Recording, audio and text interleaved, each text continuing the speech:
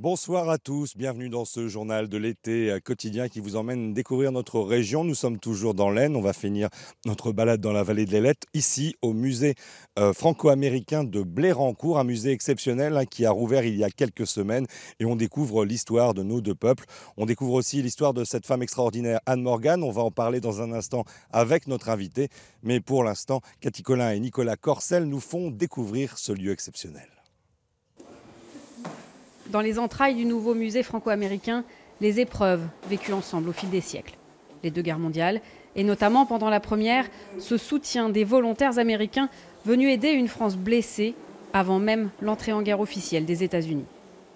Un visage parmi eux, celui d'Anne Morgan, américaine francophile fondatrice du musée, qui créera en 1917 un comité pour aider à reconstruire les villages de l'Aisne dévastés.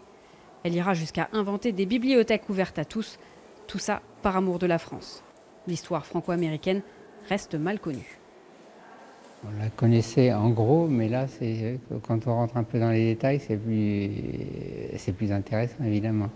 Dans nos études, on en a parlé, on a étudié, mais on oublie vite. France et Amérique s'entraident et s'influencent depuis des siècles. Le deuxième espace du musée, intitulé Idéaux, nous le raconte. Lafayette, Franklin, Jefferson. La Révolution, l'indépendance, la liberté. Navigation, fascination, commerce. L'Amérique fait partie de l'histoire de France. La France, elle s'est construite par elle-même, mais elle s'est construite en relation avec les autres pays et entre autres avec les États-Unis.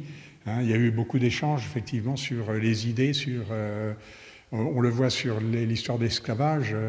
L'histoire de l'esclavage, c'est un petit peu les Français, un petit peu les Américains, un petit peu. Enfin, c'est toute la théorie des droits de l'homme s'est un petit peu bâtie sur ces relations entre la France et les États-Unis. Militaires, intellectuels, économiques, les échanges sont aussi culturels, comme nous le montre le troisième espace du musée. Encore aujourd'hui, nos deux identités sont mêlées. Et retour en direct du musée franco-américain de Blérancourt dans l'Aisne.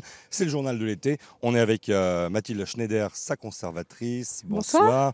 Alors ce musée, on l'a attendu longtemps. Il a été fermé pendant une petite dizaine d'années parce qu'on y a découvert plein de choses qui n'étaient pas prévues, c'est ça? Exactement. En effet, le musée a fermé début 2006, donc il y a plus de 10 ans maintenant. Et les premiers travaux ont mis à jour des vestiges archéologiques qui ont été jugés majeurs et qui ont occasionné 7 années de fouilles, notamment un pont de 4 arches du début du XVIIe siècle, mais également surtout un mur de courtine, d'une courtine médiévale du XIIIe siècle. Et donc ça a été intégré dans l'architecture. Aujourd'hui, il y a les parties anciennes, puis il y a ces parties modernes, on revoit tout ça. Exactement. Le musée de Blérancourt est un millefeuille architectural avec donc une visibilité sur ces vestiges du XIIIe siècle, également ceux du château de Salomon-de-Brosse du XVIIe et également donc cette extension créée et dessinée par Yves Lion et que nous inaugurons cette année. Alors ce musée, c'est aussi l'histoire d'une femme, Anne Morgan. Comment elle arrive ici et pourquoi ce musée? Anne Morgan est la 3e fille du banquier et collectionneur John Pierpont Morgan. Elle arrive au printemps 1917 alors que les troupes allemandes viennent de battre retraite vers le nord de la France. Le général Pétain lui assigne alors les ruines de Blérancourt et elle va y installer dans des baraquements une organisation humanitaire qui s'appelle le Comité américain pour les régions dévastées. Avec ce musée, elle a déjà l'idée qu'il va y avoir des collections ici. Oui, en tout cas, dès la fermeture de ce comité américain en 1924, elle crée tout de suite un musée, le premier musée de la coopération franco-américaine. Un musée qui a donc ouvert il y a quelques semaines, qu'on peut donc visiter, n'hésitez pas. Un autre musée exceptionnel à découvrir dans notre région et on va vous y emmener dans un instant, c'est la cité de la dentelle à Calais. Cette cité exceptionnelle propose un musée vivant, on peut découvrir les métiers à tisser et je vous propose tout de suite une visite avec Loïc Benèche et Guy Hayard.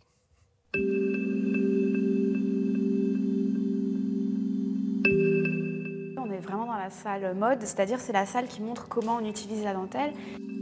La cité de la dentelle et de la mode ne se veut pas comme un musée à proprement parler, car si ce tissu fait l'histoire de Calais depuis plus de 200 ans, il reste d'actualité. Mais on la porte aussi en lingerie, on la porte dans le prêt-à-porter haut de gamme. C'est pas du tout un matériau qui est entré au musée tel qu'on pourrait le croire. Et on est ici dans un musée vivant et le musée vraiment d'une industrie active. Cœur de la visite ici à la cité de la dentelle et de la mode, la rencontre avec un tulliste qui vous explique les métiers Livers. Et la particularité de la dentelle de Calais, c'est qu'on a une dentelle qui est nouée mécaniquement. Dans cet atelier reproduit à l'intérieur d'un ancien bâtiment dentelier, Gilles Lavie, tuiliste professionnel, explique ce savoir-faire si particulier. Cela veut dire que le fil qui est ici a refait un nœud mécaniquement, donc le fil, le défaut ne va pas continuer de se propager, il s'arrête net. L'exposition, elle, continue avec, jusqu'à la fin de l'année, un étage consacré à la maison Givenchy, plongée dans la haute couture parisienne des années 50 à la fin du XXe siècle. C'est vraiment une robe des années 90 qui reprend les codes de l'époque, c'est-à-dire on a un retour au long, à une certaine préciosité dans les matières, une élégance très démonstrative et à la fois tout tient au contraste entre les deux textures. Point de dentelle ici, l'histoire du textile ne se limite pas à ça. En vous rendant dans le musée calaisien, c'est l'histoire de la mode en général qui vous sera présentée. Cité de la dentelle à Calais, musée franco-américain à Blérancourt, autant d'idées de sorties dans notre belle région des Hauts-de-France. Ainsi va s'achever notre semaine le long de la vallée de l'Ailette et dans le département de l'Aisne. La semaine prochaine, changement de décor, on partira découvrir une partie du 5e département des Hauts-de-France dans lequel nous ne sommes pas encore allés, c'est le Nord. Et nous irons notamment découvrir l'Avesnois. On sera en direct lundi soir du Val-Joli, tout au bout de notre région, tout en haut, à côté de la frontière belge. Je vous souhaite une excellente soirée sur France 3 et n'oubliez pas, vous nous retrouvez aussi sur Internet. Bonne soirée.